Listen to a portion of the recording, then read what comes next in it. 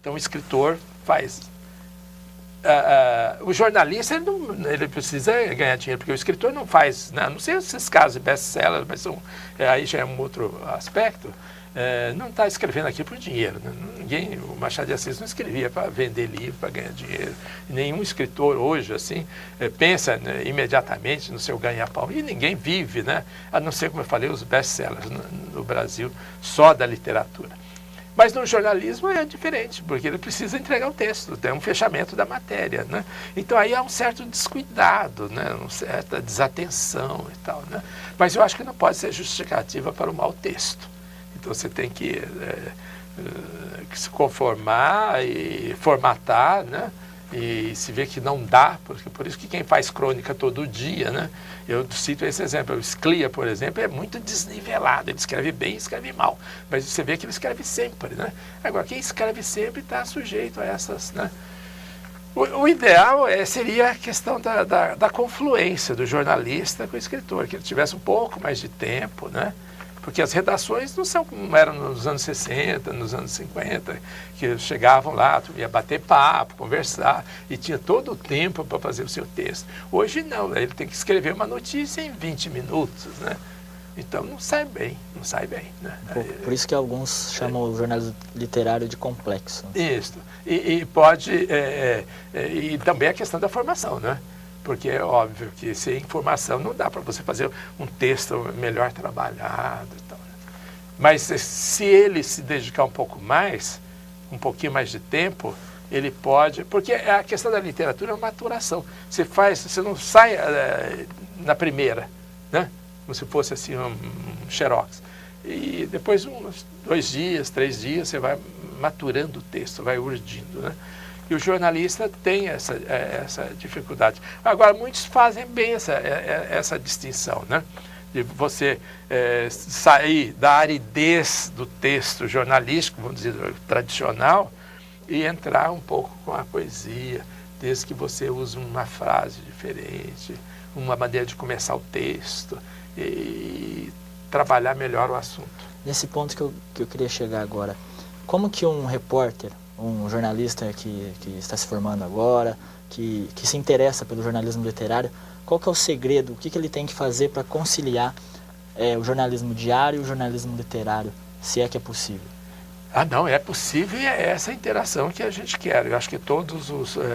Aí é tudo, é uma questão de formação. Ele precisa cursar uma boa faculdade. Tem aquela velha história, você precisa ter faculdade ou não ter faculdade. Hoje, a necessidade da faculdade é porque é questão de formação. Porque antigamente as pessoas tinham tempo, né? Então não precisava frequentar a faculdade mesmo, né? Mas hoje, né, não, precisa uma formação mais acadêmica e tal, né? Então ele precisa estudar, porque ele vai ter que dominar bem a gramática, e não só a gramática, a linguagem, assim, vamos dizer, sistematizada, mas também para você provocar os desvios, porque literatura é desvio de linguagem, né? Ele sai do banal, do cotidiano, e entra para o onírico, né, para a fantasia. Então ele deve tentar conciliar as duas partes, né? Quer dizer, não fazer um texto frio, como se fosse assim, é imparcial, é desse jeito, porque aí fica chato, porque ele tem que pensar no seu leitor, né? E também não um texto que foge completamente da realidade. Então fica uma coisa assim, meio, né, aí desfocada. Então o jornalismo perdura para falar, o jornal vai desaparecer? Não, não vai desaparecer, não. Ele pode mudar o formato. Mas o prazer do texto, o prazer da linguagem, isso continua, né? Então você pode até história em quadrinhos também. Você faz uma notícia, história de quadrinhos. A gente tem alguns cronistas que fazem isso, né? Que trabalham um pouco, né? Até cronista social, que às vezes tem cronistas e cronistas, né, que escrevem bobagens, usam inclusive metáforas que já não usam, aquelas bobagens assim como fulano está fivelando as malas. Quer dizer, a mala hoje nem tem fivela mais, né? Para viajar, né? Para dizer que está viajando. Carimbando o passaporte. Então, aquela coisa de clichê, batida, né? Então, hoje o cronista pode usar uma linguagem mais assim, né? A gente tem jornalistas que fazem isso, fazem muito bem. Se você me permite um exemplo, aqui em Rio Preto nós temos o Beck, né? Que escreve para o Bom Dia, que faz né? Ele faz esse jogo com as palavras. Então, dá prazer de ler a coluna do Beck, porque ele tem essa preocupação literária. passo que os outros não, ficam no clichê, na reprodução, né, daquela linguagem cansada já, né, estandartizada.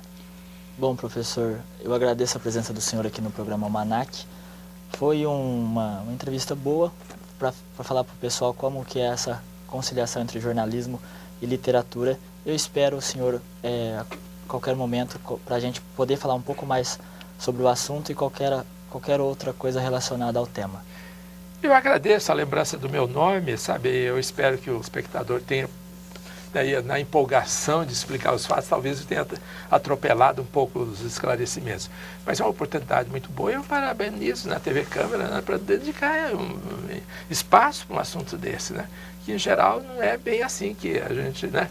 Normalmente é o aqui e agora, é a prática, né? Como fazer um bolo, como fazer isso, como fazer aquilo, né? E você levou para uma coisa assim de uma formação mais ampla e tal, né? Eu cumprimento e estou à disposição também. A gente que agradece. E se você quiser mandar sugestões de reportagem, envie um e-mail para tvcamara@camarariopreto.com.br. O programa Almanac de hoje fica por aqui. Muito obrigado por sua audiência e até o próximo programa. TV Câmara, o canal da comunidade.